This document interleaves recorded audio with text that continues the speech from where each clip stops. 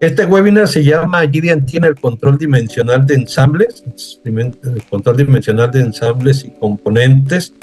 Es un webinar que como tal no está pensado en enseñar conceptos de GD&T ni en profundizar en la parte de GD&T, sino más bien ver cuál es la participación que tiene GD&T en todo este tema que se le conoce como control dimensional de ensambles, que digo, también hay que ser honestos, aquí en México todavía no tiene mucho arraigo esta parte de control dimensional. Típicamente las empresas en México no tienen una posición de ingeniero de control dimensional. Hay algunas que sí, que ya tienen muy avanzado este tema, empresas como Ford, como General Motors, ellos ya tienen ingenieros de control dimensional desde hace mucho tiempo, que como tal es una disciplina que abarca muchas cosas, no solamente la parte de diseño o de manufactura, ni la parte solamente de GD&T. Abarca o tiene participación en varias de los procesos productivos de las empresas.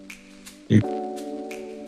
O sea, antes que nada, mi nombre es Adrián Güenz, yo soy ingeniero de control dimensional.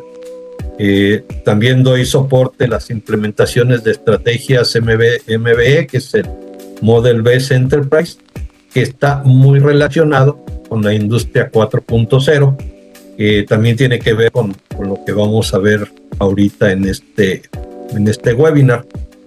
Y tengo poco más de 26 años de experiencia en todo lo que tiene que ver con temas de diseño. He estado en diferentes empresas, participando no solamente como ingeniero de diseño, sino también como instructor o como consultor interno. Este soy yo, voy a estar con ustedes durante todo el desarrollo de este webinar.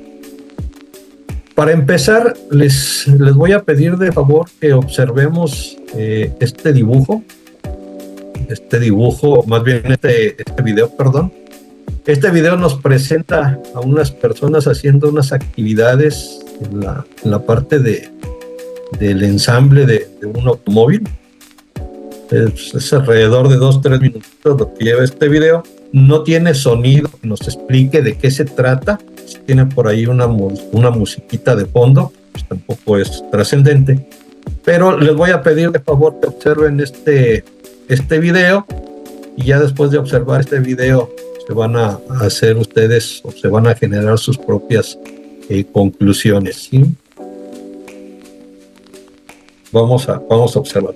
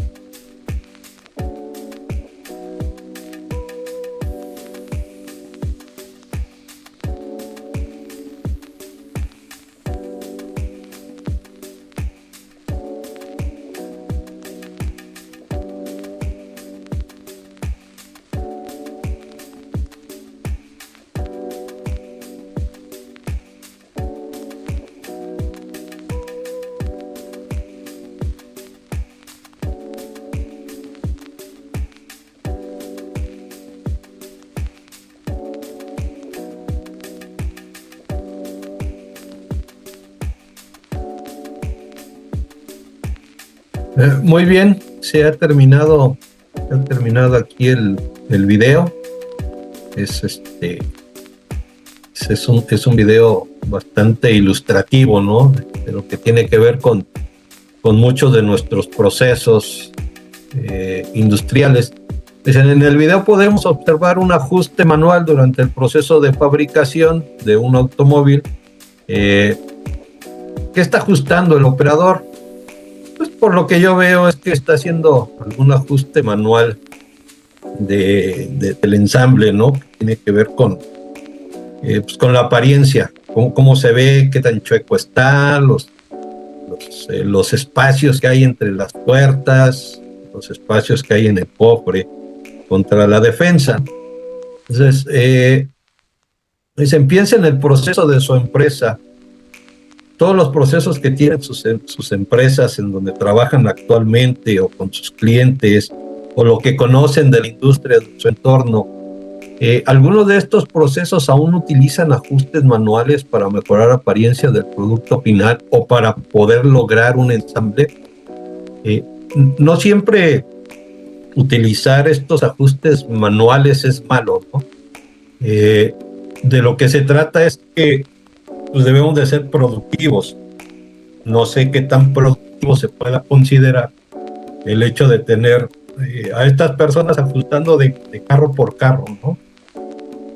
Entonces, nosotros debemos de pensar en este tipo de situaciones dentro de nuestros procesos productivos. ¿Qué es lo mejor para nuestras empresas? ¿Nos están ayudando estos procesos productivos o no nos están ayudando estos procesos productivos, ¿no? Ese es el objetivo principal de este video. ¿Qué temas vamos a ver en este web? Digo, algunos los vamos a platicar nada más, en algunos depende del tiempo, vamos a poder profundizar. Yo estimo que no les quitemos más de una hora, hora 15, máximo hora y media de su tiempo.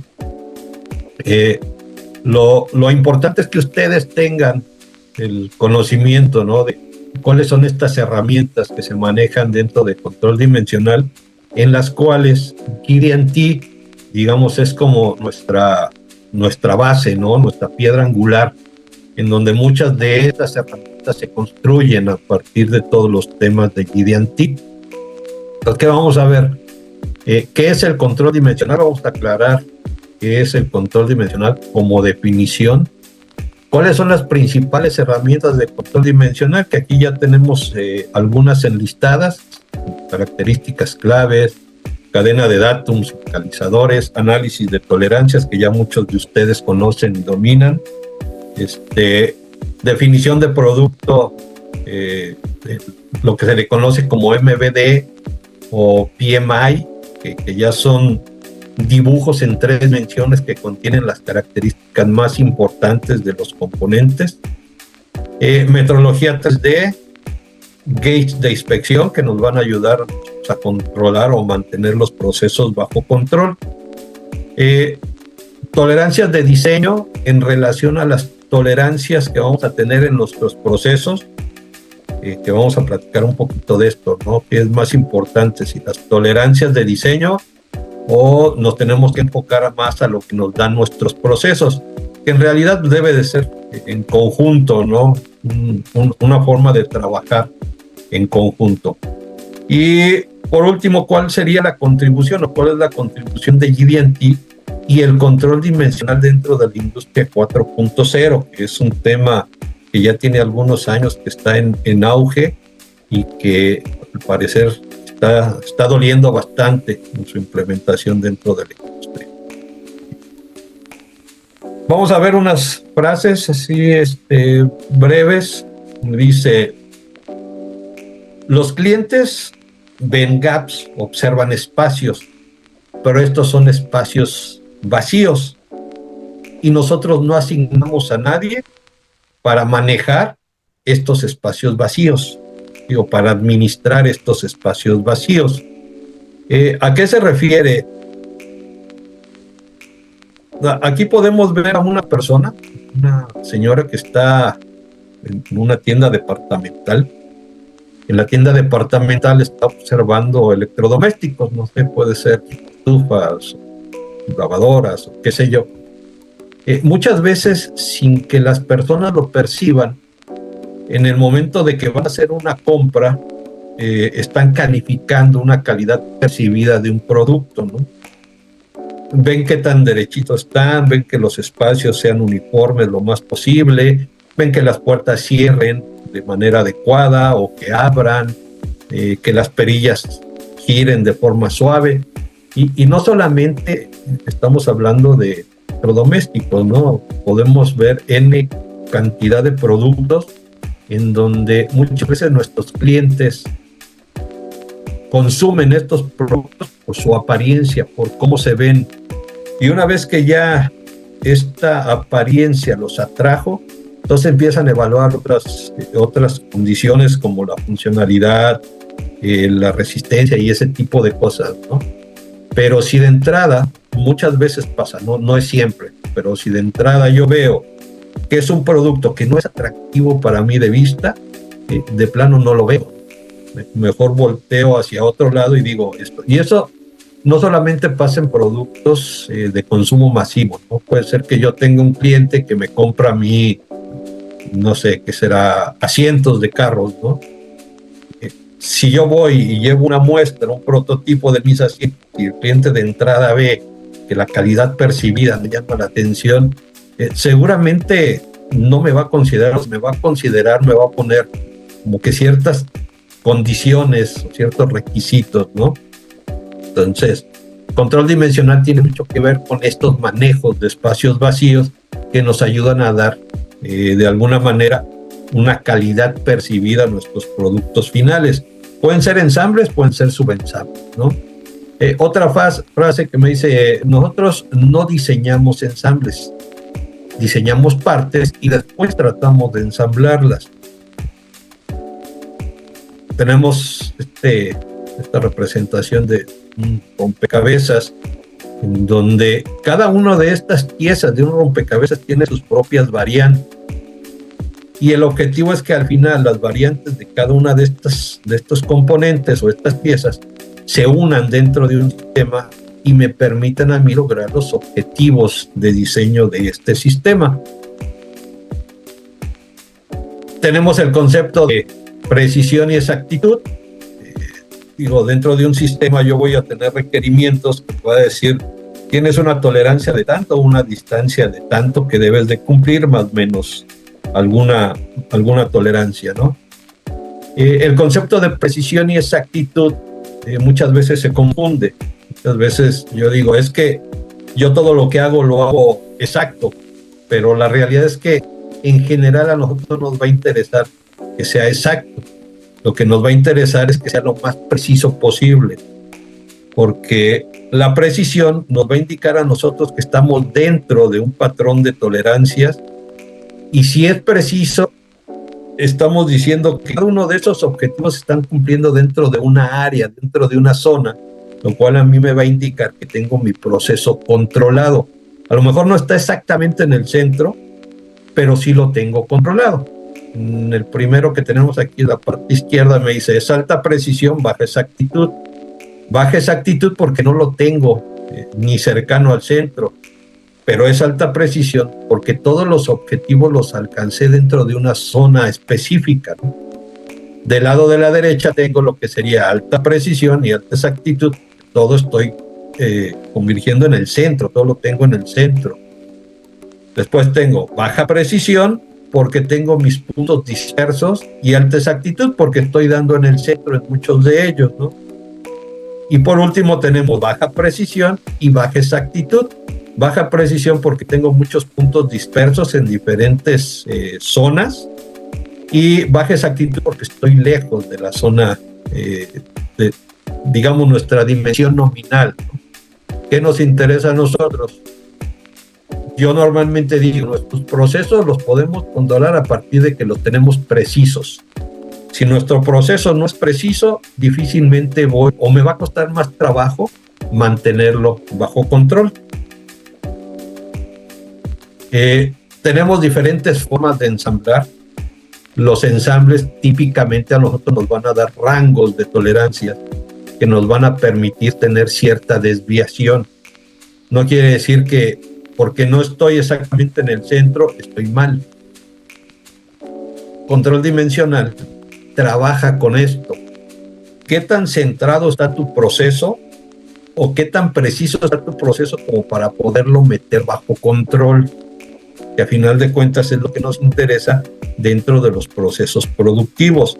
Nos interesa tenerlos bajo control antes de la industrialización, durante la industrialización y en la parte de inspección es donde vamos a obtener todos estos datos de qué tan controlado está nuestro proceso productivo.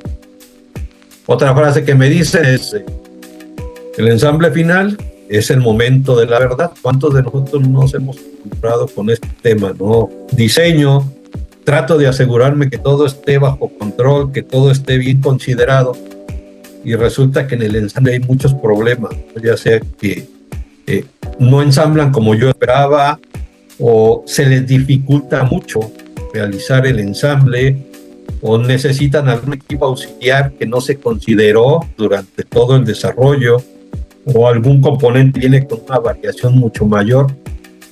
En fin, son tantas las variables que nos podemos encontrar en el ensamble final que más nos vale a nosotros tratar de contemplar todas las posibles variables desde la parte que estamos conceptualizando los desarrollos, pero conceptualizándolos como un sistema.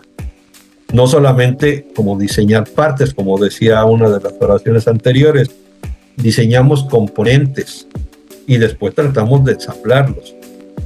Control dimensional se trata de esto.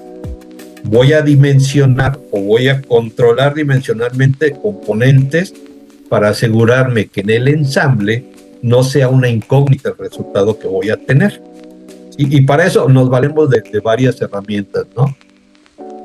Otra de las frases es, si no se puede medir, no se puede entender. Si no se puede entender, no lo podemos controlar. Y si no se puede controlar, no se puede mejorar. Y estas son de las máximas en calidad. Nosotros necesitamos tener en control algo para poderlo mejorar. Pero para todo eso necesitamos poderlo medir.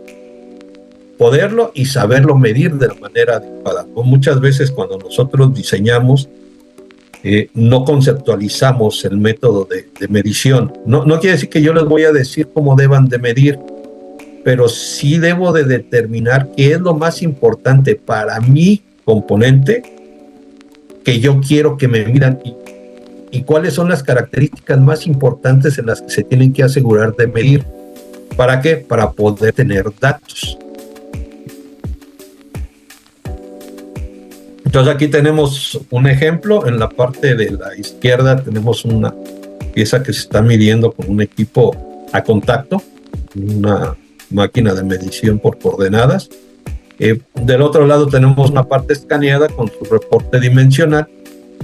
Ambos son sistemas de medición bastante válidos y muy utilizados dentro de la industria. Lo importante es que yo desde la parte de mi diseño conceptualice qué es lo que quiero que me midan, porque en base a eso es el proceso de inspección que se va a implementar dentro de todos nuestros procesos de desarrollo.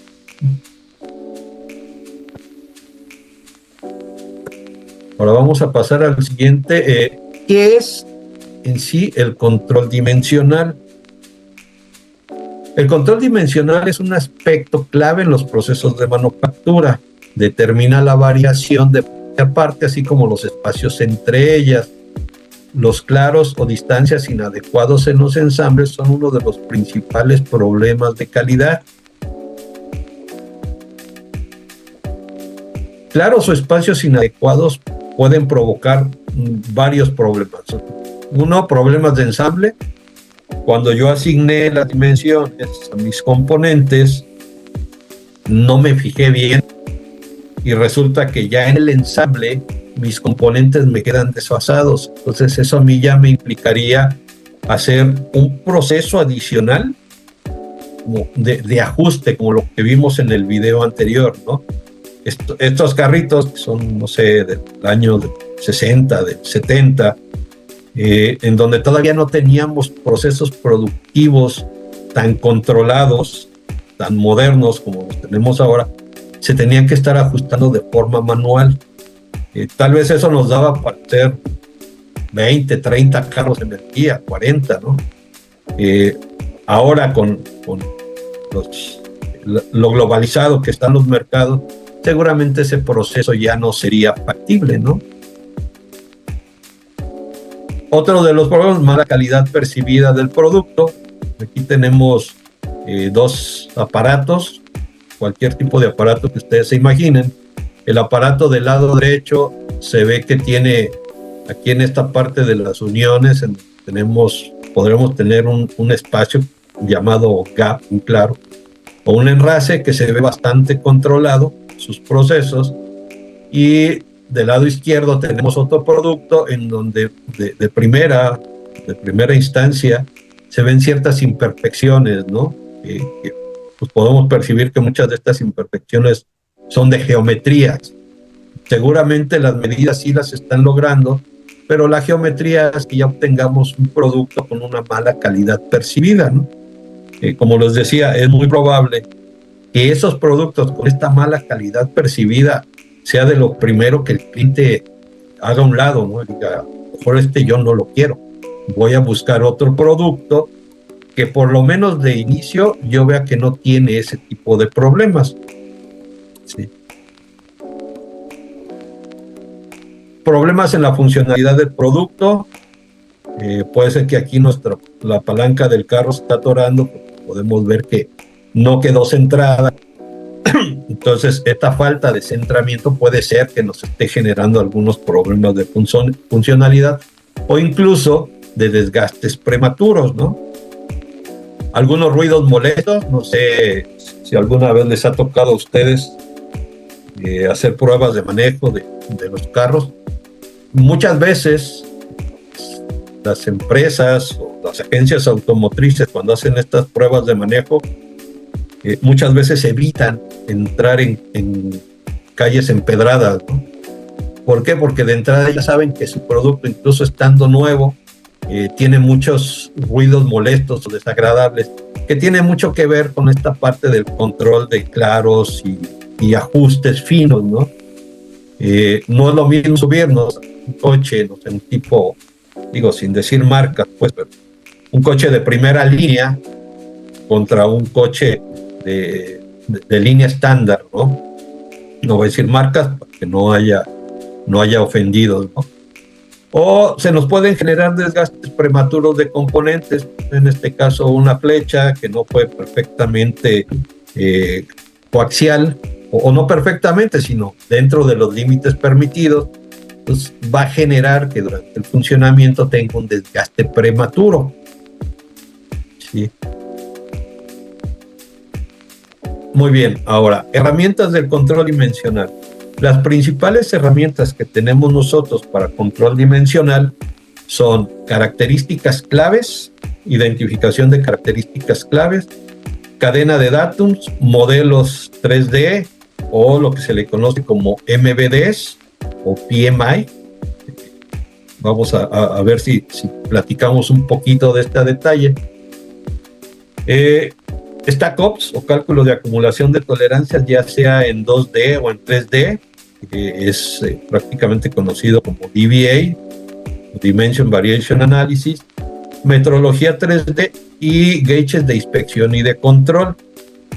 Control dimensional tiene mucho que ver con todos los procesos productivos, pero estamos encaminando la parte de control dimensional a lo que es la industria 4.0, en donde ya estamos digitalizando muchos de nuestros procesos y que son bastante interesantes y que obviamente pues es el presente y va a ser el futuro, ¿no?, de nuestros procesos productivos.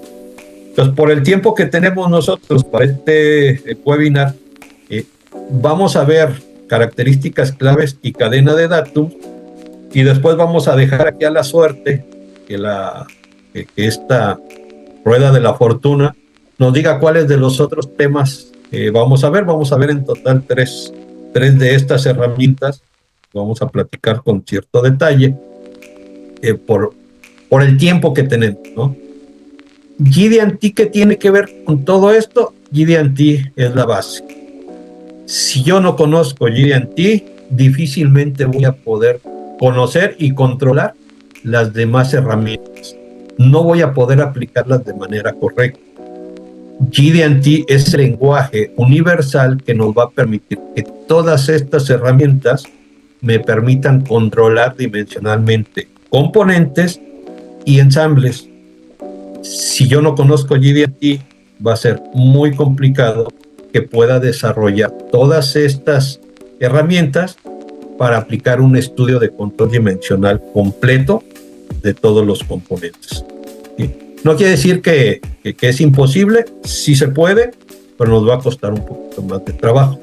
Entonces, como tal, si ustedes pueden notar aquí en esta rueda, GD&T no es una herramienta que vamos a utilizar.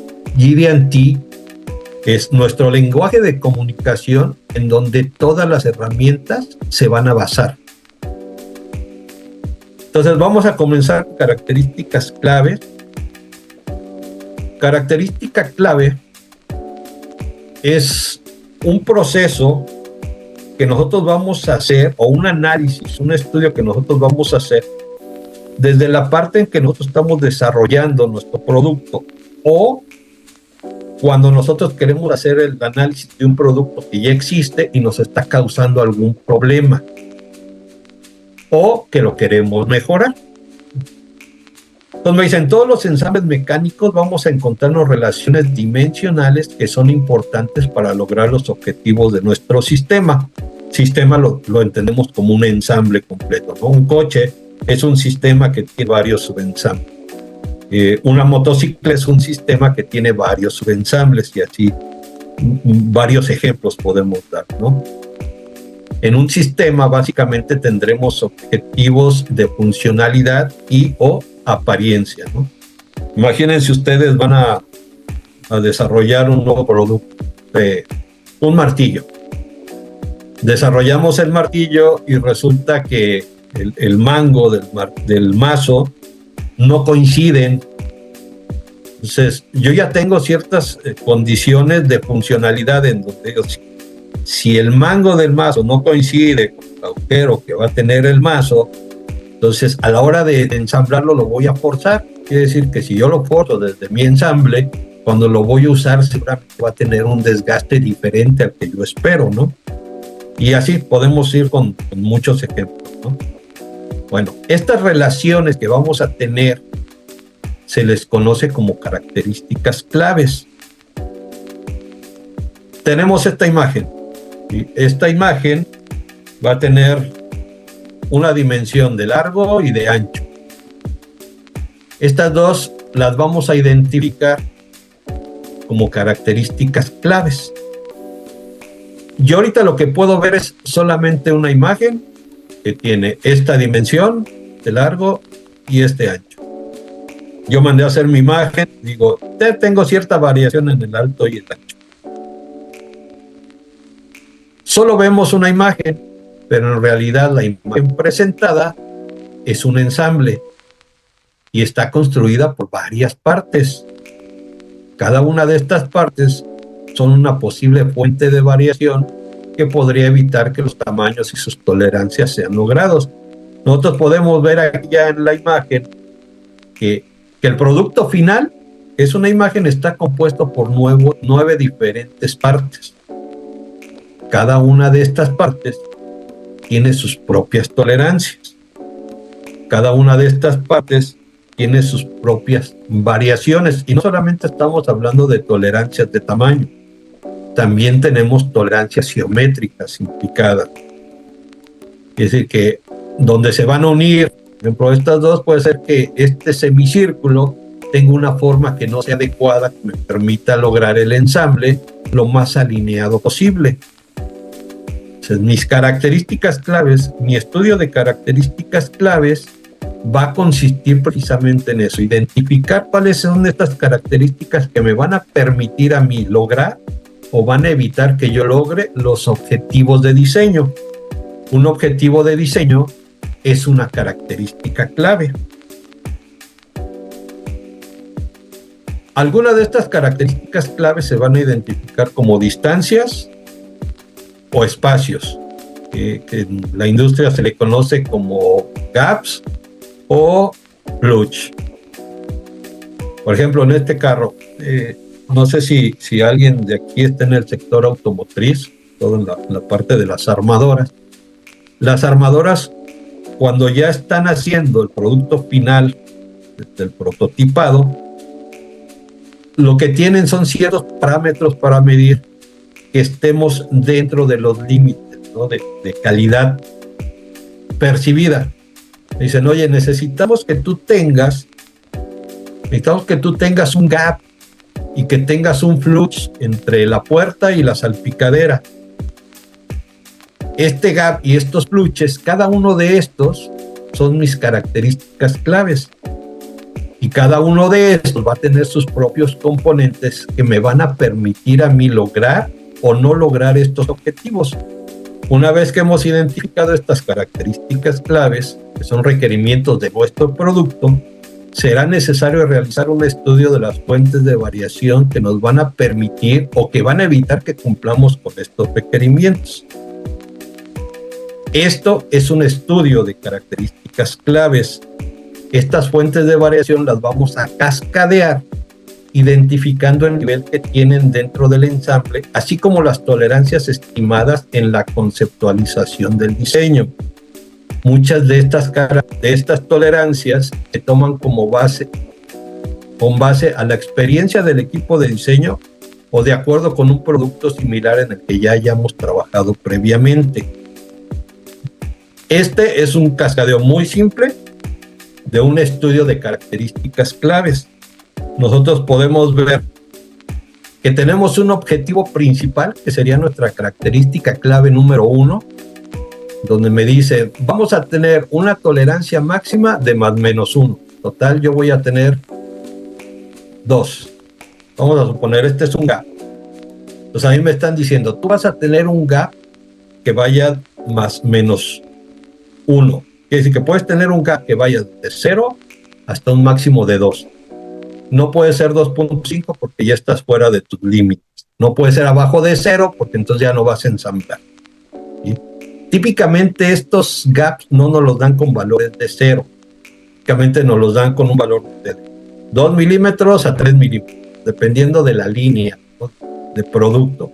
Hay productos que son calidad premium, que estos gaps los tienen más controlados y por ende el costo es más elevado. Bueno, una vez que tenemos la identificación de esta característica clave, pues vamos a generar el cascadeo. Y este cascadeo de las características claves me va a llevar a que yo tengo 2 subensambles. Cada uno de estos subensambles me va a aportar a mí más menos 0.7, porque es lo que yo tengo con base a mi experiencia o con base a productos que son mi benchmarking, y 0.7 del otro lado. Entonces, en total, en cada subensamble, yo voy a tener una variación que vaya de hasta de 1.4. Tengo una variación de 1.4 y hasta 1.4. Si yo sumo la variación de este y la variación de este, voy a tener una variación máxima de hasta 2.8. Pero resulta que este 2.8 ya está por encima de mi objetivo inicial de diseño, que es máximo 2. Si yo no hago este cascadeo, difícilmente me voy a poder dar cuenta de que de inicio no voy a lograrlo. No quiere decir que si hago este cascadeo y veo que no voy a lograr los objetivos, ya no se puede hacer nada. Al contrario, se hace este cascadeo para poder tomar acciones, para ver cómo puedo yo lograr ese objetivo o que también pueda yo negociar ese objetivo con la parte de ingeniería industrial, ¿no? Donde yo le diga, ok, tú me estás pidiendo un objetivo de 2, pero yo con la acumulación de todas mis tolerancias resulta que no te alcanzo a dar 2, te alcanzo a dar 2.8. ¿qué tanto lo podemos negociar? O si no es negociable, ¿qué tengo que hacer yo para poder lograr ese objetivo? Una de las cosas sería, voy a utilizar un jig de ensamble, como lo hace la industria automotriz, ¿no? Voy a utilizar un jig que me disminuya la variación al final, pero el hecho de implementar un jig ya me está a mí conllevando un proceso adicional. Bueno, eso lo tenemos que estudiar para saber a qué nos vamos a enfrentar al final. Por eso nos decía una de las frases, el ensamble es el momento de la verdad, pero más nos vale a nosotros esa verdad, tratar de visualizarla desde un principio y tratar de controlarla desde que estamos conceptualizando nuestros diseños. Entonces, a esto se le conoce como características claves.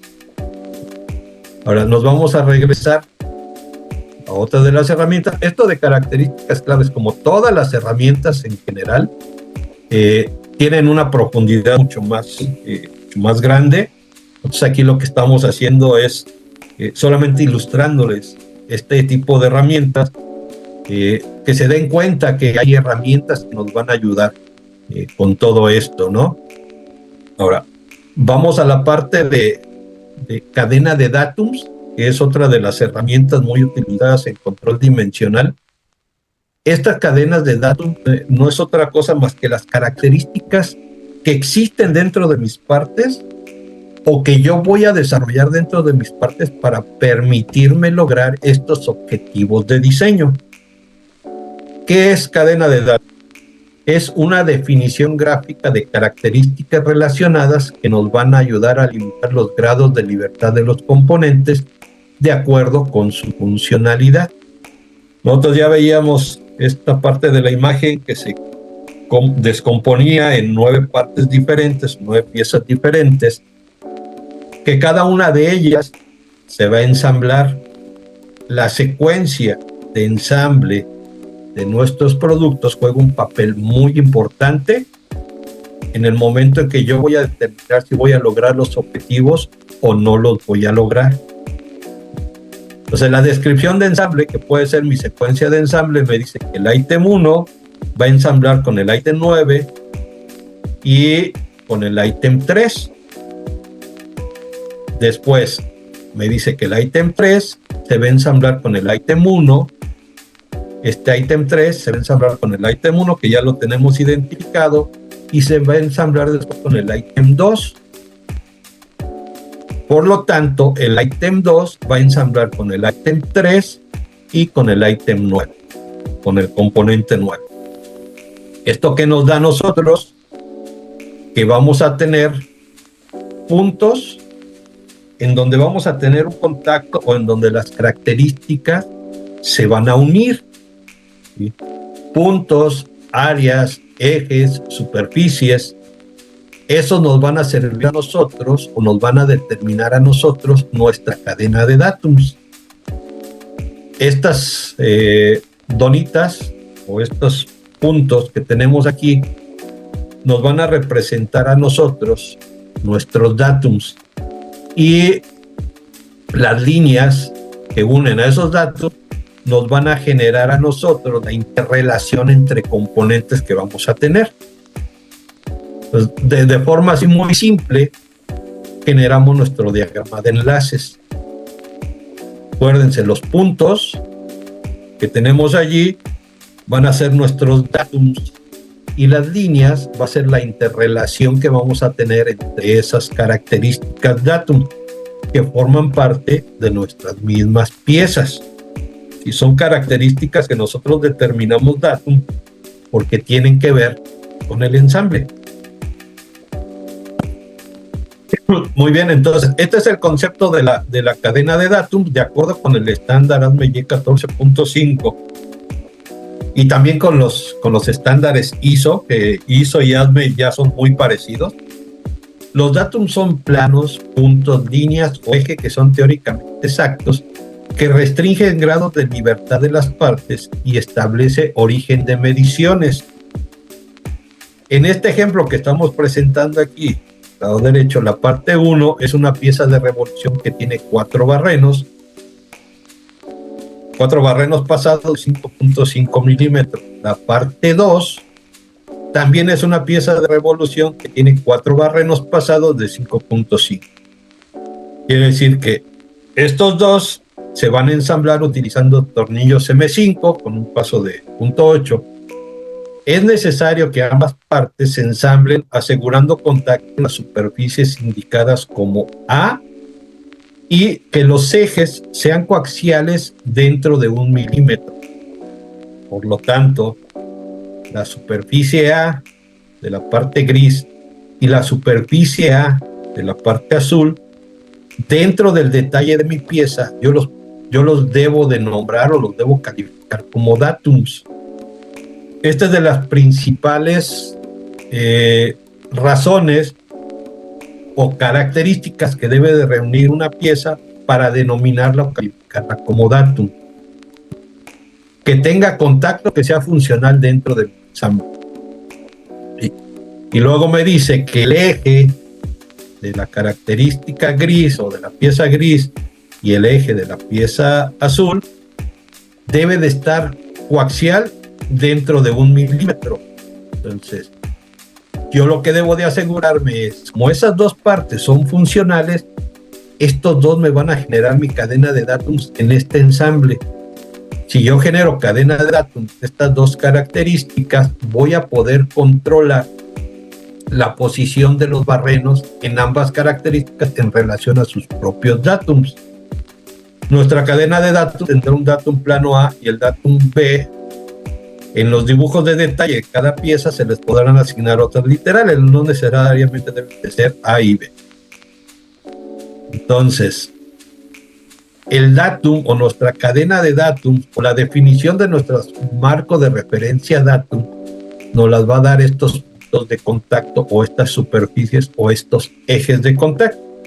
Y así sería la manera en que nosotros dimensionaríamos esta pieza o estas dos piezas que son parte de un sistema, son parte de un ensamble, donde vemos que el datum B, que me dice, tiene que ser coaxial dentro de 1 milímetro. Entonces yo lo que estoy diciendo es, la superficie datum A, que es plana, le va a dar un control de perpendicularidad de 0.5 al eje de la característica cilíndrica.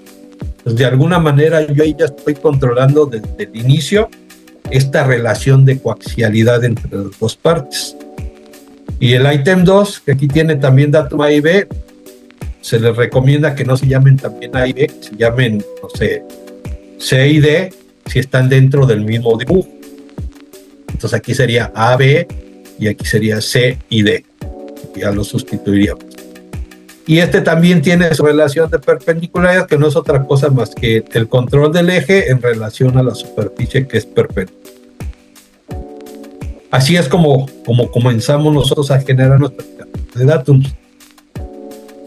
Y ahora, dentro de esta cadena de datums, dentro de nuestro control dimensional de ensambles, hay unas características que se le conocen como localizadores. En la industria automotriz, los localizadores ya tienen muchos años que se implementaron y que se utilizan. Electrodomésticos no tiene tanto, aunque sí ya lo utilizan también. Estos localizadores se basan en el concepto de location y allocation. Vamos a ver. Dice location me da ubicación y o localización. ¿Qué es el location? Es un lugar, una posición en donde algo está o donde algo sucede. Allocation, que es una asignación en donde yo le estoy asignando algún valor, y o una distribución en donde digo, de toda la tolerancia que yo voy a tener, la allocation va a tener un porcentaje tanto, ¿no?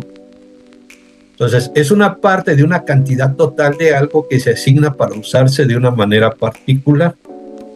Veamos lo de la siguiente location.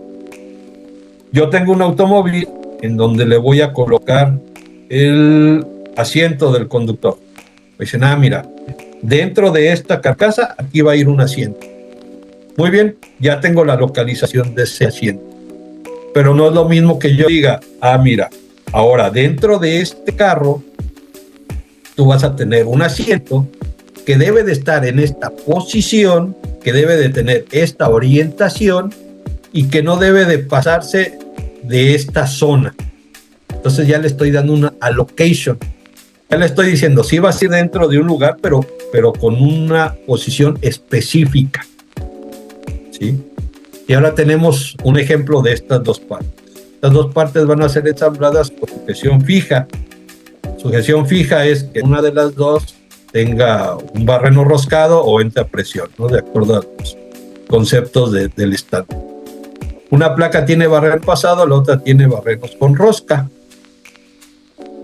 Representamos que están en una posición ideal de ensamble, o sea, centrados. Sin embargo, a pesar de que el ensamble se va a lograr por la diferencia de tamaño, también nos puede permitir diferentes posiciones, que es la localización. Podemos tener esta variación en cuanto a localizaciones y podemos tener también esta variación en cuanto a orientación, no solamente localización, sino también orientación. Muchas veces esto no es bueno dentro de los sistemas, tener tanta variabilidad. Que recuerden, al final todo lo que necesitamos es lograr una función de nuestros componentes, y esa función también puede ser una percibida. Cuando por funcionalidad se requiere evitar estas flotaciones resultantes por las diferencias de tamaño, es necesario implementar características que nos disminuyan estas flotaciones. A estas les vamos a llamar localizadores. Estos localizadores pueden ser de 4 vías porque me van a controlar sobre el eje de las X en positivo y en negativo, o sobre el eje de las Y en positivo y en negativo también. O de 2 vías. Típicamente, yo cuando haga un sistema de localizadores, me tengo que asegurar que me restrinja 6 vías. No se recomienda tener 2 localizadores de 4 vías en un sistema. No se recomienda tener 2 localizadores de 2 vías en un sistema. En el primero estaríamos sobre restringiendo un sistema. ¿Sí? Y sobre restringir es igual de malo que no restringir. Y por el otro lado, si tenemos 2 localizadores de 2 vías, nos estaría haciendo falta restringir 2 grados de libertad. Entonces, no estaría completo nuestro sistema de localización. Si ya tenemos nosotros este sistema de localización, las flotaciones que teníamos antes se van a reducir. Principio básico, cuando nosotros diseñamos un sistema, este principio básico que se maneja mucho en el control dimensional es: los sujetadores o tornillos son para sujetar y los localizadores son para localizar. No son los mismos objetivos. Muchas veces yo lo único que necesito es que una parte quede fija con otra, pero no me importa cómo quede en cuanto a orientación y en cuanto a localización en particular. Pero cuando ya la localización y la orientación es importante dentro de mi sistema, debo de pensar en localizadores. ¿Cómo los voy a configurar? Y cuáles son las condiciones que yo debo de tomar en cuenta para definir localizadores. Los localizadores son las características más precisas dentro de mi sistema, porque estos localizadores yo los voy a calificar después como datums. Entonces, esto debe de darme a mí la restricción en general de todas las piezas dentro de mi ensamble.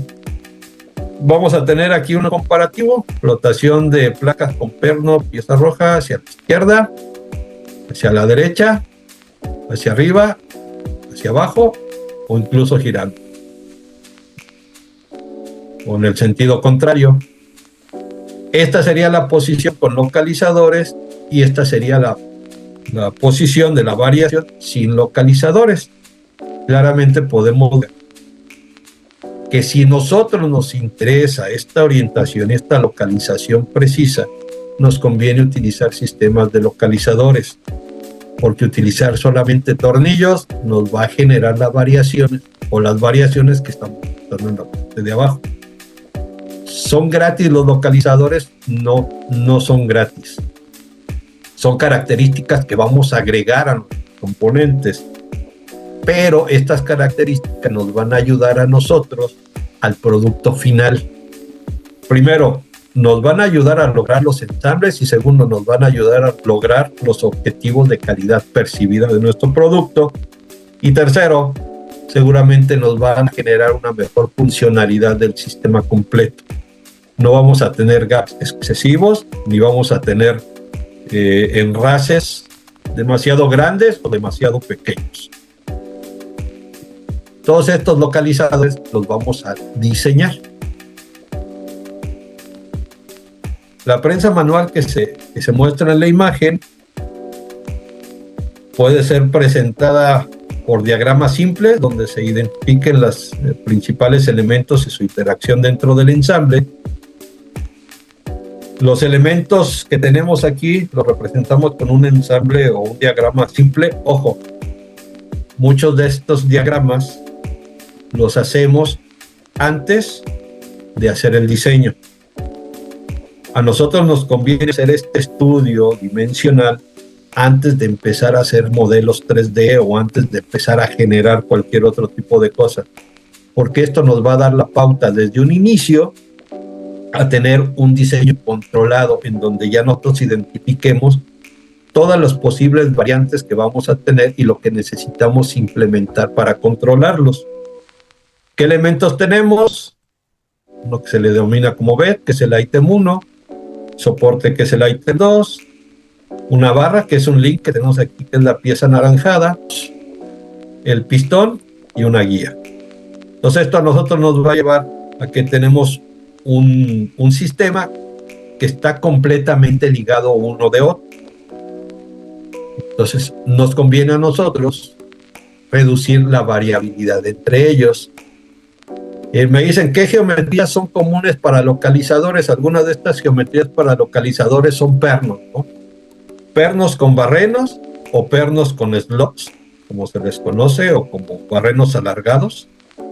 Son geometrías muy comunes. Otras geometrías que son comunes para localizadores son como los que se conocen en las partes de inyección de plástico, los snap fits. Los snap fits no solamente nos pueden ayudar a sujetar las partes, también nos pueden ayudar a localizarlos. Si los diseñamos con cierto propósito, estos snap fits nos van a funcionar como localizador. O incluso, muchas veces lo que se hace con estos snap fits es que si yo necesito poner 4 snap fits, 2 los utilizo solamente para sujetar y otros 2 los utilizo como localizadores.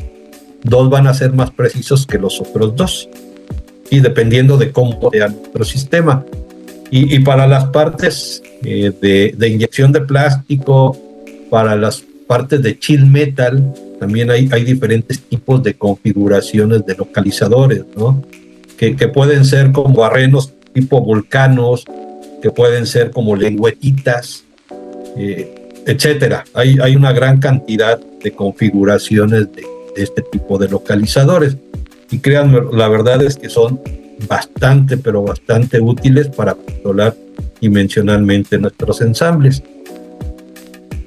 Esto que presentamos aquí, la imagen muestra el diagrama propuesto que contiene la interacción entre componentes, la estructura de tolerancias y la cadena de datum de la prensa manual referida. La prensa manual que vimos hace un momento tendría una cadena de datum de este tipo, que sería un esquema que vamos a desarrollar antes de empezar a hacer el dibujo de detalle o el modelo 3D a detalle. Primero vamos a identificar toda la interrelación que vamos a tener entre características.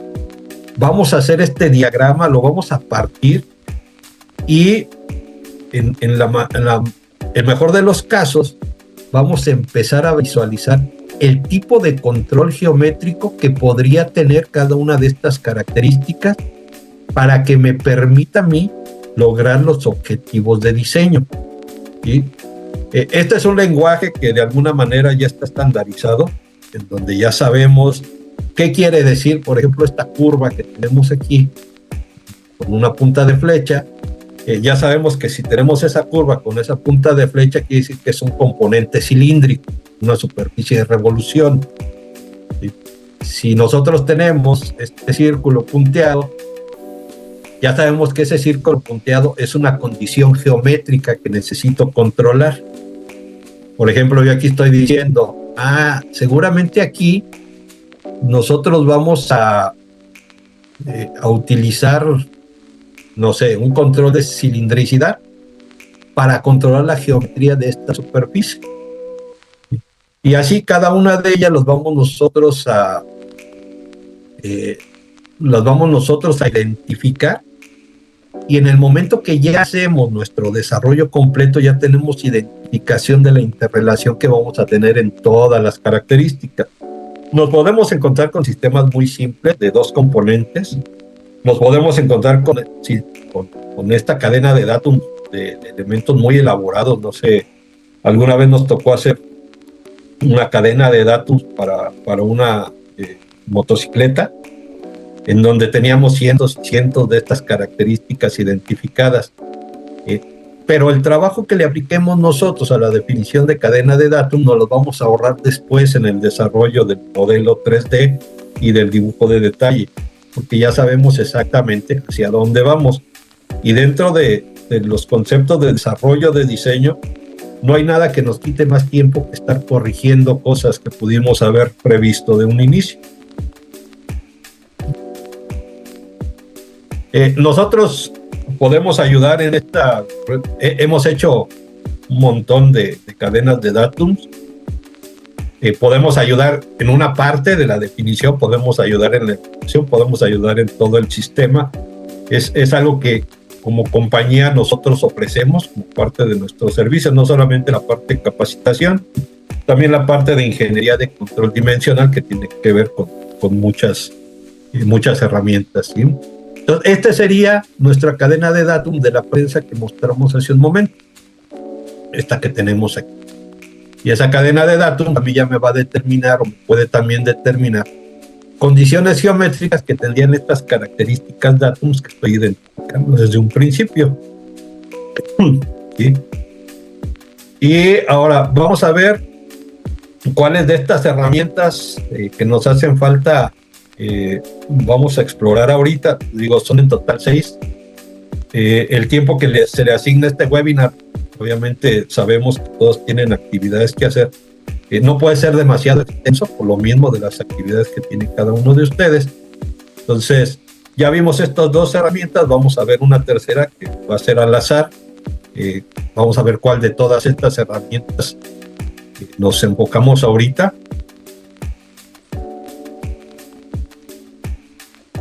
Ok, metrología 3D. Vamos a ver de forma breve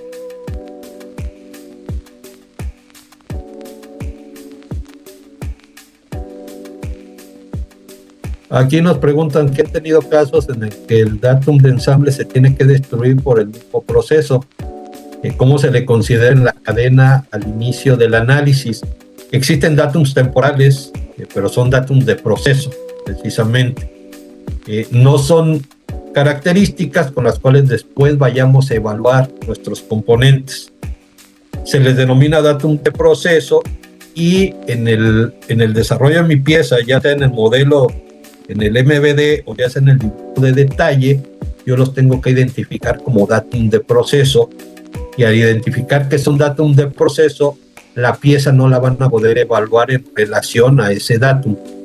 Muchas veces se destruye, muchas veces no se destruye, pero ya no se vuelve a utilizar. Entonces, sí se denominan así como datum de proceso y los tenemos que identificar. No sé si por ahí quedó contestado. Entonces, metrología 3D. Metrología 3D es hacer mediciones físicas utilizando tecnologías que puedan crear una representación completa de las formas geométricas de una pieza en 3 dimensiones. Los tipos de metrología 3D pueden ser a contacto, que serían CMMs con palpadores o brazos de medición con palpadores, o pueden ser sin contacto. Puede ser escáner de luz estructurada, tomografías computarizadas con rayos X, equipos de ultrasonido, escáner láser, etcétera. Estas herramientas de metrología 3D obtienen datos de la parte física actual para utilizarlos en algún software especializado de metrología 3D para realizar el control de calidad, evaluar la precisión y algunos otros análisis de las piezas. Y aquí podemos ver en la imagen una gran cantidad de equipos de metrología 3D. Y hablamos de metrología 3D porque está muy relacionada con la industria 4.0. Lo interesante del control dimensional con tecnología 3D de inspección es que los datos que toma metrología 3D tiene que ver con la funcionalidad de la parte. Y la funcionalidad de la parte, hablando dimensionalmente, nos las van a dar nuestros controles geométricos. Consideraciones a tomar en cuenta cuando se selecciona un escáner para inspección: la resolución es el factor más importante, y dentro de la resolución obviamente tiene la precisión. Velocidad de escaneo, de acuerdo al volumen de piezas que se va a escanear. La portabilidad, puede ser que se precise que el equipo sea portátil o no sea portátil. La portabilidad muchas veces implica un mayor costo o una menor precisión. Duración de la batería es un tema que duele mucho en los equipos de 3D, cada vez menos, pero sí llega a doler. Tanto el tiempo de carga como el tiempo que tarda en descargarse la batería es bien importante. No sé, yo voy a hacer la metrología de una pieza, mi batería se me descarga en 2 horas, pero la pieza la tengo estimada para medir en 3 horas. Entonces a lo mejor es el equipo de escaneo que seleccione no es adecuado por el tipo de piezas que yo trabajo, ¿sí? Y por último, el precio, sin importar que la calidad es lo primero, ¿no? Son algunas de las consideraciones que hay que tomar. Como ya platicamos anteriormente, los equipos de inspección 3D sin contacto o con contacto, eso ya no importa, obtienen los datos para que se puedan utilizar en algún software de inspección. El equipo de control dimensional, siguiendo estándares industriales, no es que control dimensional asigne tolerancias, porque sí, se asegura que las bases de datos creadas tengan los atributos y la sintaxis adecuada para que pueda ser machine readable. Es un concepto que se utiliza mucho en la industria 4.0.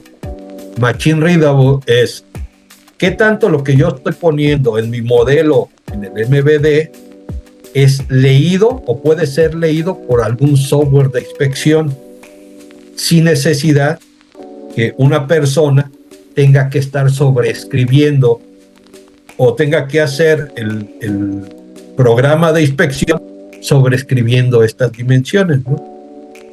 Entonces, que pueda hacer machine readable para que posteriormente los software de inspección puedan ejecutar los procesos de medición sin necesidad de redimensionar o remodelar los componentes. Existen varios software de inspección 3D, sin embargo, no todos son compatibles con el concepto de machine readable, que juega un papel muy importante en la industria 4.0. Aquí mostramos solamente algunos. Seguramente ustedes han de conocer algunos otros software más que tienen que ver con esto de metrología 3D, que nos den la condición de machine readable. Entonces, cuando nosotros hacemos este control dimensional, cuando desarrollamos los modelos 3D, cuando especificamos nuestros MVDs con el Product Manufacturing Information, que es el PMI, nos tenemos que asegurar que esto que estamos especificando después se pueda leer por alguno de los software o por el software que nosotros utilicemos. Obviamente, cada uno de los software tiene sus particularidades, entonces lo que hacemos nosotros es que nos asesoramos con la parte de soporte técnico de cada uno de estos software para ver qué de lo que estamos especificando nosotros si es machine readable y qué no es machine readable. ¿Sí?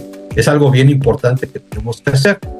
El estado de arte de la metrología de inspección no se trata solo de tomar dimensiones, sino también de guardar datos a través del tiempo. Se trata de comprender la esencia del diseño y preservarla con la máxima precisión posible. La metrología 3D llegó para quedarse. Es algo que está completamente envuelto y relacionado con la industria 4.0. Cada vez son más los sectores que requieren este tipo de metrología. Y para que realmente se pueda lograr el objetivo, es necesario que todas las herramientas que utilizamos para esta metrología 3D estén pensadas bajo el mismo concepto. Si nosotros hacemos modelos que no son machine readable, corremos un riesgo muy grande de que después se nos rompa este enlace y estemos midiendo cosas que no tienen que ver con nuestra intención de diseño. Entonces me dice, por último, en esta industria tan globalizada, los tiempos de desarrollo son cada vez más importantes para llevar los productos a nivel de industrialización, que es el objetivo final. En AEDEJA nosotros ayudamos a nuestros clientes a desarrollar y llevar a cabo los planes para el First Article Inspection, que es el primer artículo de inspección, en donde se valida que el producto inicial cumple con los requerimientos de diseño previo a su liberación para manufactura. Sí. Se hace todo este estudio para ver cuál de estos métodos de metrología 3D es el adecuado de acuerdo al tipo de componente y de acuerdo al tipo de tolerancias que requiere cada componente. Puede ser que yo utilice una metrología 3D sin contacto, pero puede ser que esta metrología 3D sin contacto no me dé la precisión que mis partes requieren. Entonces tengo que explorar alguna otra condición. ¿Sí? Entonces es bien importante que nosotros identifiquemos todas las herramientas existentes para determinar cuáles van a ser las características de este primer artículo de inspección. Entonces aquí vamos a oprimir y ya que la rueda nos diga cuáles de estas herramientas vamos a platicar. Cadena de datum ya lo vimos. Gauge de inspección y de control. Los gauges de inspección y de control son parte de todo este entorno de control dimensional que prácticamente a mí lo que me van a ayudar a controlar es, o en lo que me van a ayudar a mí es en mantener nuestro proceso bajo control. ¿Sí?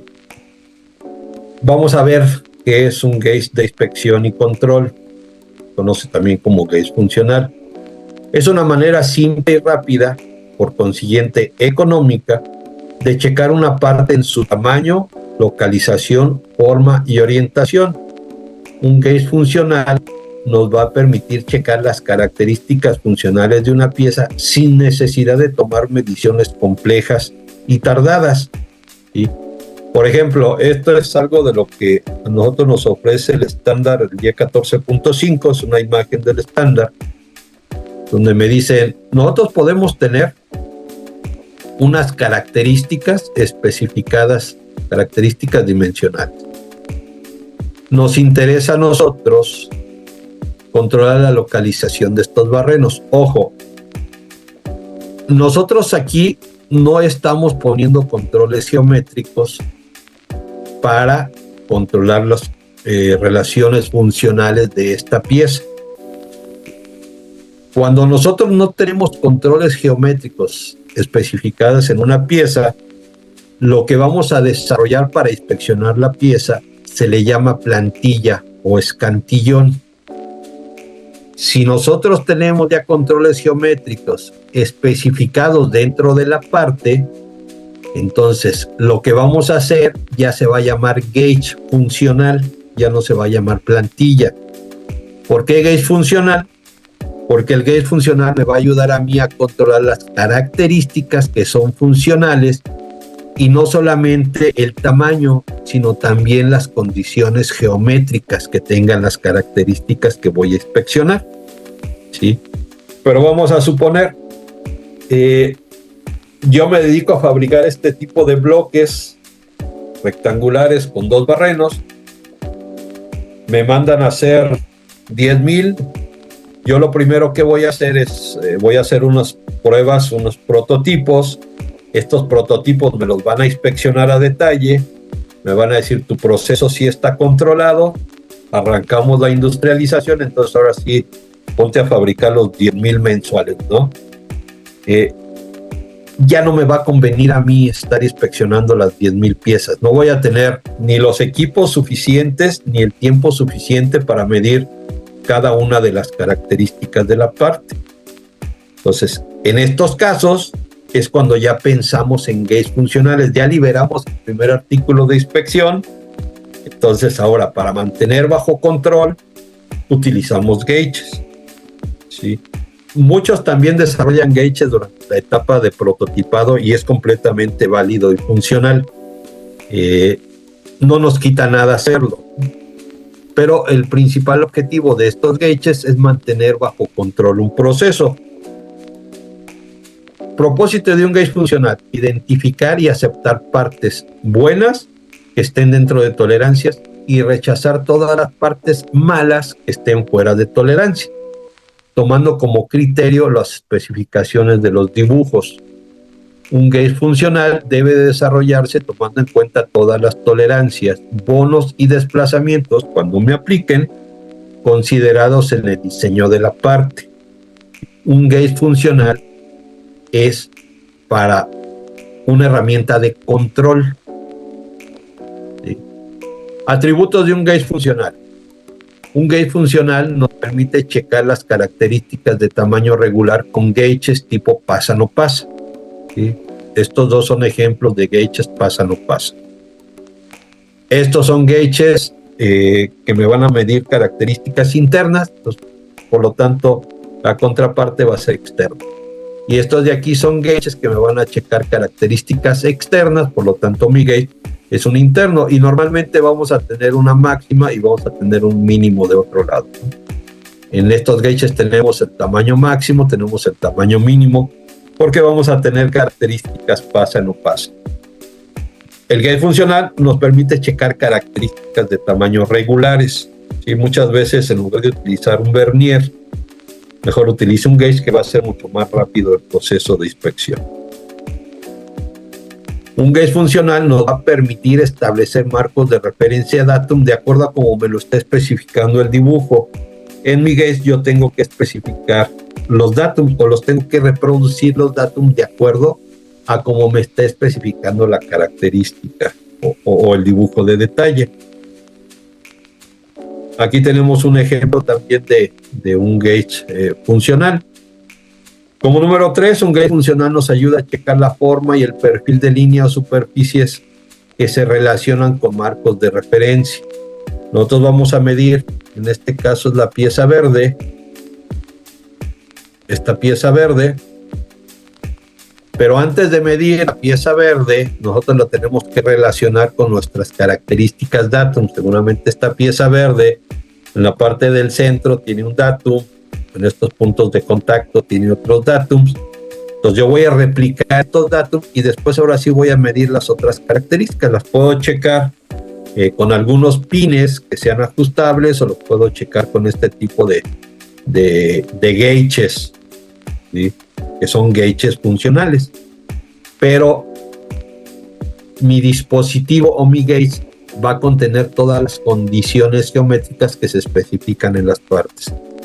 No me voy a tardar igual si inspecciono una pieza con un gauge funcional a que si inspecciono una pieza con un equipo de metrología 3D, ya sea con CMM o ya sea con escáner.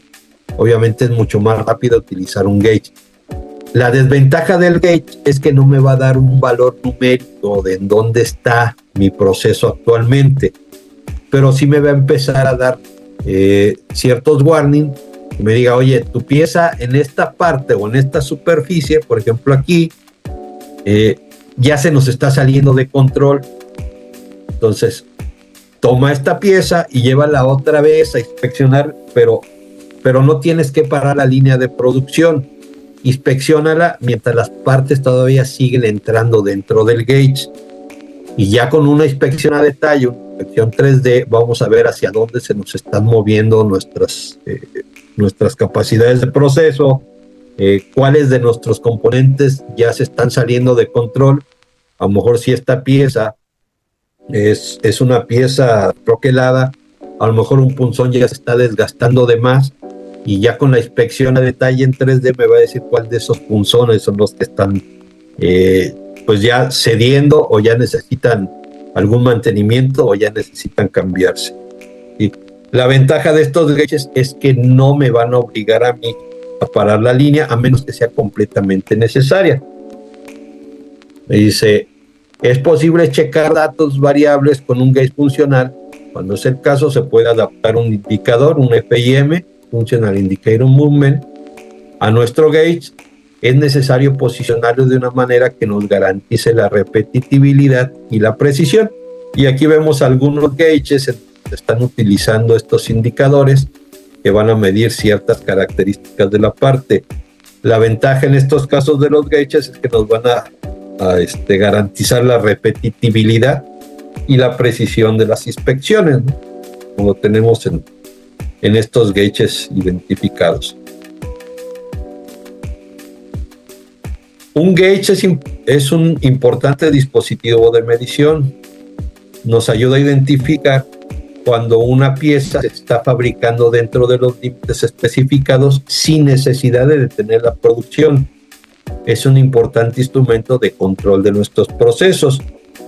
Nosotros también dentro de los servicios que tenemos es el diseño y desarrollo de gauges, donde los podemos acompañar desde la parte de la conceptualización hasta la parte del diseño completo, incluso la fabricación y la certificación de estos gauges, que obviamente si me van a servir a mí para calificar cierta cantidad de piezas, pues me va a salir más barato certificar el gauge para después con medir 10,000, 20,000, 30,000 piezas que estar midiendo pieza por pieza. El costo-beneficio, la verdad es que no se compara. Y ahora vamos a ver lo que es tolerancia de diseño en relación a las tolerancias de capacidad de proceso. Me dicen, los procesos por sí mismos tienen muchas variantes, aunque todos son representados como un ciclo natural y progresivo, comenzando desde el proceso de diseño y pasando por el prototipado, pruebas piloto, verificación y validación y hasta llegar a la industrialización. Estas variantes, cuando no son consideradas, resultan en errores que impactan de manera negativa con los costos, en la calidad del producto final o en los tiempos de entrega. Aquí en la imagen mostramos un par de artículos que en su momento ganaron premios para mejores diseños o para, productos del año, que ya evalúan otro tipo de consideraciones como es el performance y estas cosas, ¿no? Cuando nosotros diseñamos, obviamente queremos diseñar el mejor producto. Pero muchas veces diseñar este mejor producto no tiene que ver con nuestras capacidades de diseño. Resulta que nosotros especificamos ciertas tolerancias y en el proceso que tenemos no las vamos a alcanzar. Entonces es bien importante hacer este análisis de tolerancias de diseño contra tolerancias de proceso. Durante el proceso de diseño, el ingeniero asigna dimensiones y tolerancias a los componentes y después verifica los valores asignados con un análisis de acumulación de tolerancias para asegurarse que la variación de las partes le permitirán lograr los requerimientos de ensamble. Este análisis de acumulación de tolerancias puede ser en 2D, en 1D o en 3D. Puede ser de forma manual con alguna hoja de cálculo, o puede ser con algún software que nos genera DBAs en donde ya tenemos incluidas capacidades de proceso. De cualquier manera es algo que hacemos después, ¿no? Entonces aquí nosotros decimos tenemos un perno y un barreno y después hacemos el análisis para ver si la distancia que yo voy a tener entre la cabeza del perno y el cuadrante caja del barreno va a ser suficiente en caso de que yo tenga un desfasamiento en las localizaciones de los barrenos o en la fabricación del perno. ¿Sí? Durante el proceso de diseño, el ingeniero de diseño asigna dimensiones, ya lo habíamos visto. Sin embargo, la etapa de diseño muchas veces es demasiado pronto para entender la relación entre las tolerancias de diseño y la capacidad del proceso utilizando las variantes que pueda tener, que va desde las variantes del material, número de cavidades cuando se trata de partes moldeadas, número de progresiones cuando se trata de partes troqueladas, desgaste de herramientas, etcétera. Es un sinfín de posibilidades que tenemos, de variantes dentro de nuestros procesos. Solo durante las etapas, en las pruebas piloto e industrialización, es que se comienza a entender que la capacidad de proceso puede lograr en cuanto a las tolerancias especificadas. O sea, ¿qué de lo que yo logré en las especifiqué lo estoy logrando ya al final? Si surge algún problema, ya es tarde para resolverlo, sin utilizar tiempo y sin dinero. Es un periodo muy estresante para los equipos de trabajo, y los que han estado o los que están ya en procesos de manufactura lo podrán validar, ¿no? Y cuando ya van a hacer el prototipado es cuando salen todos los problemas, es cuando todo el mundo está estresado, es cuando no vemos a la familia, etc. Obviamente nadie puede comenzar con el proceso de manufactura antes de diseñar. Para prevenir estos problemas, sin embargo, es importante que el ingeniero de control dimensional utilice herramientas que les permitan prevenir lo más posible este tipo de problemas, utilizando metodologías y herramientas adecuadas. ¿Se puede eliminar al 100% el riesgo? No. ¿Se puede disminuir de forma considerable este riesgo? Sí. Y existen herramientas. Una de estas herramientas son muy simples, ¿no? Se le conoce como cross-checking, que seguramente muchos ya lo hacen. Es coordinar la participación de los representantes de las diferentes áreas, las cuales darán la información pertinente en cuanto al estatus actual del proceso y sus expectativas de resultados con los nuevos desarrollos.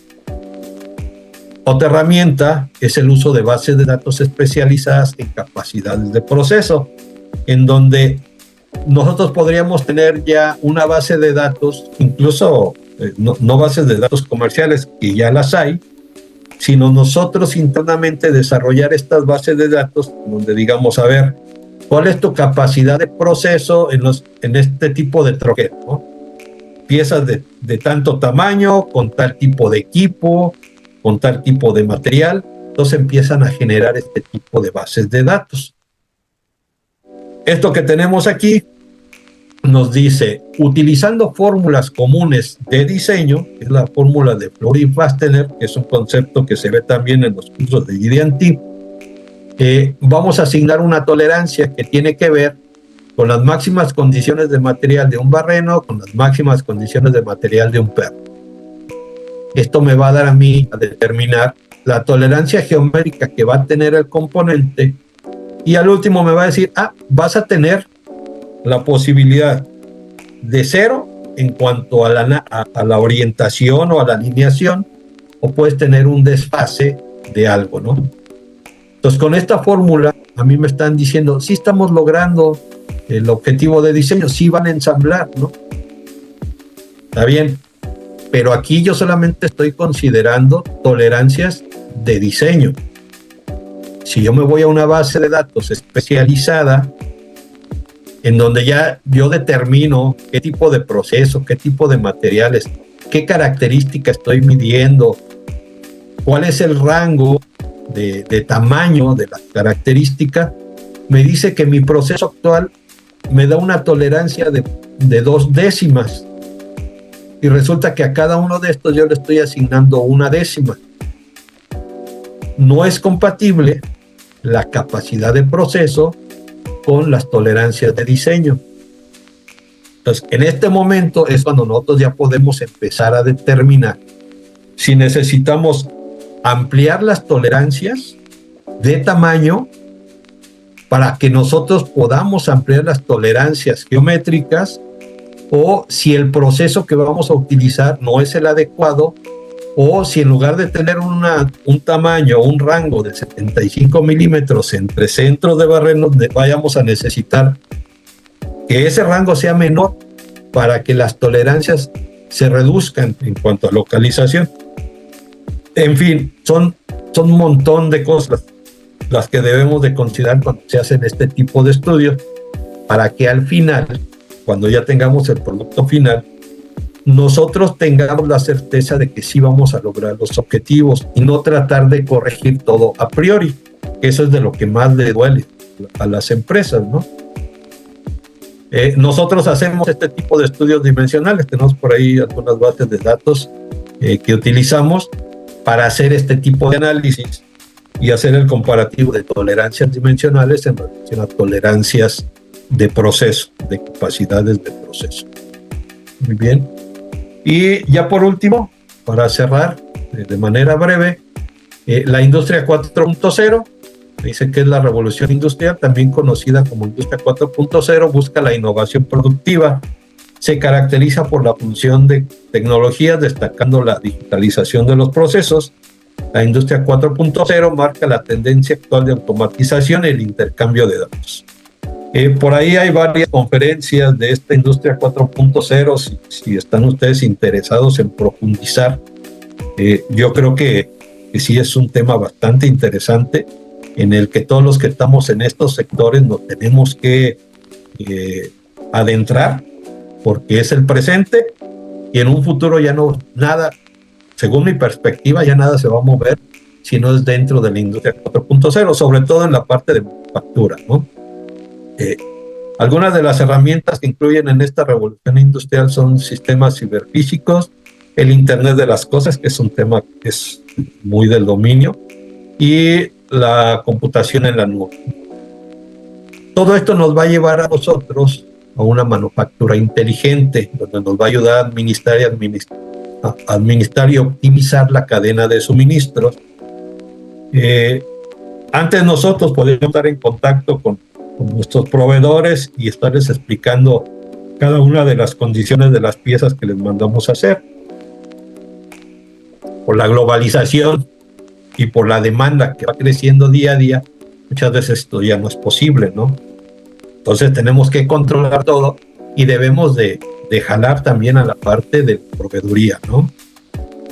Manufactura inteligente, mantenimiento analítica predictiva. Las soluciones de la industria 4.0 les brindan a las empresas manufactureras la capacidad de predecir cuando puedan surgir problemas potenciales antes de que realmente surjan.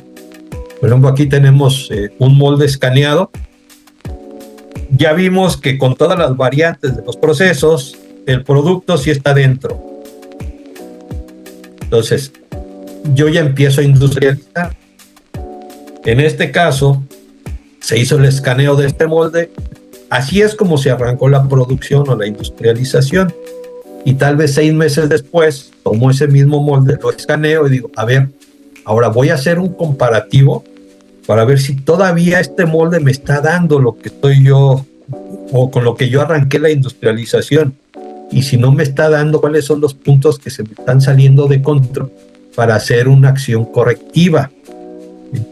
No voy a esperar a que las partes ya estén fuera de tolerancia, sino que cuando yo ya no estoy utilizando este molde, a lo mejor ya hice las piezas que tenía que hacer bajo ese molde para hacer otras piezas, en ese tiempo yo lo puedo aprovechar para hacer este análisis y decir, necesitamos una acción correctiva en este molde. Y eso a las empresas les ayuda muchísimo, ¿no? Manufactura inteligente, seguimiento y optimización de activos. La solución en Industria 4.0 ayuda a las empresas a ser más eficientes en los activos en cada etapa de la cadena de suministro, y eso le permite mantener un mejor ritmo de inventario, la calidad y las oportunidades de optimización relacionadas con la logística, que también es un tema que les duele muchísimo a las empresas, ¿no? ¿Para qué te voy a pedir yo que me fabriques 10,000 piezas si ahorita no voy a ensamblar estos 10,000 artículos? Mejor, yo voy a llevar un control con mi RP y voy a decir, ¿sabes qué? En este punto yo voy a necesitar esas 10,000 piezas, pero no antes ni después, porque obviamente después me vas a afectar en mi producción. Para todo esto nos ayuda la 4.0. ¿Y qué tiene que ver GD&T con esto? Si en sí la industria 4.0 representa un cambio de paradigmas, mejora la eficiencia y la capacidad de respuesta en este panorama de transformación, GD&T desempeña un papel fundamental, ya que es el único sistema de dimensionamiento que transmite los requerimientos de diseño con precisión y calidad en el entorno digital. Debido a que la industria 4.0 hace hincapié en la conectividad, intercambio de datos y automatización, GD&T actúa como un lenguaje de comunicación estándar. Facilita la colaboración fluida entre los procesos de diseño, manufactura y calidad. Es el eje para la manufactura aditiva y permite ajustar y optimizar tolerancias en tiempo real. En resumen, GD&T es una herramienta indispensable dentro de la industria 4.0 que nos permite expandir al máximo los límites de los procesos sin importar la complejidad en cuanto a precisión y configuración geométrica de nuestras partes. Entonces, GD&T y la industria 4.0 están completamente ligados. Control dimensional se basa en todos los conceptos de GD&T para poder implementar todas las herramientas que vimos hace un momento. Y con esto terminamos el webinar. Tenemos nosotros cursos de capacitación de todo lo que tiene que ver con temas de GD&T, incluso con temas de control dimensional. Próximamente vamos a tener un curso presencial abierto en Guadalajara. Son fundamentos de GD&T avanzados, avanzados de GD&T y StackOps en diferentes fechas. Después vamos a tener unos cursos, también una serie de cursos en Querétaro, por ahí de julio, tanto el de fundamentos como el de avanzados. Vamos a tener también cursos por videoconferencia en vivo para los que no pueden acudir de forma presencial, por el costo, la distancia y lo que sea, los horarios. Este curso por videoconferencia vamos a tener dos grupos, un matutino y un nocturno, obviamente diferentes horarios. Va a ser del 17 al 21 de junio. El de avanzado lo vamos a tener en julio, también en dos grupos diferentes, matutino y nocturno, para los que les interese capacitarse en todos estos temas de GD&T. Ahora sí que una disculpa, estos ya son cursos de paga. La verdad es que no son cursos muy caros. Normalmente nosotros nos preocupamos por mantener los costos, digamos, de forma razonable. También tenemos cursos online. Tenemos cursos de prácticas de dibujo, de ingeniería, fundamentos de GD&T, avanzados y StackOps. Estos son online, disponibles todo el año. Una vez que los contratan, tienen acceso 24/7 durante 6 semanas por cada nivel. No se necesita instalar ningún equipo en particular. Cada uno de los conceptos se explican en videos y al término de cada módulo se hacen cuestionarios en línea y se da retroalimentación de cada uno de estos cuestionarios, y al final se hace una evaluación del curso, en donde pueden obtener constancias válidas ante las instancias legales aquí en México. Si están fuera de México, se les da un reconocimiento, un diploma de participación, ¿no? Y estos pues, son cursos que son todavía más baratos en relación a los de modalidad de videoconferencia en vivo o presencial. ¿Sí? Si por ahí necesitan información para servicios o capacitación, aquí están nuestros datos. Les digo, se va a procesar este video y a los participantes, a los asistentes, se les va a hacer llegar el link. Nada más que hubo algunos participantes que no los pudimos ubicar en cuanto a nombres, pero se les va a hacer llegar por ahí la invitación, ¿no? Bueno, pues les agradezco a todos su participación. Espero que les haya servido estos conceptos que platicamos. Ya saben, nosotros aquí estamos en caso de que requieran algún apoyo de parte o alguna capacitación, alguna consultoría. Pues con gusto estamos para apoyar.